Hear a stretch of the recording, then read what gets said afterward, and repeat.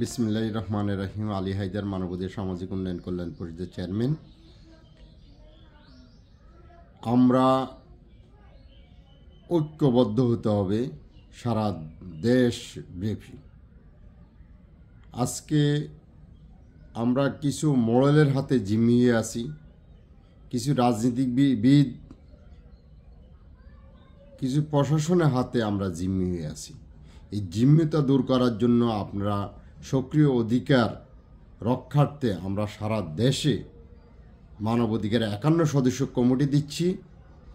নারী নির্যাতন, যৌতুক দাবি, জাগা জমি সমস্যা, টাকা আত্মসাৎ, যে কোনো সমস্যা সম্মুখীন সমাধান করার জন্য আমরা মানবাধিকারের কর্মীগণ ঐক্যবদ্ধ। আপনিও যদি আমাদের সাথে মানবাধিকার কর্মী হিসেবে আত্মপ্রকাশ করেন, আপনাকে অন্যায়ভাবে কেউ চাঁদা নিতে পারবে না, ঘুষ নিতে পারবে না, আপনার ঘরের পাশে মাদক বিক্রি করে আপনার সন্তানের ক্ষতি করতে পারবে না। ইনশাআল্লাহ আপনারা যেখানে আছেন, আমরা সারা দেশের যে প্রান্তে থাকেন, পৃথিবীর যে কোনো প্রান্তে থাকেন, আপনারা আমাদের সাথে যোগাযোগ করে মানবাধিকারের কর্মী হিসাবে নিজেকে আত্মপ্রকাশ করুন। নচেত আপনি বিপদে পড়লে আপনার পাশে কেউ দাঁড়াবে না।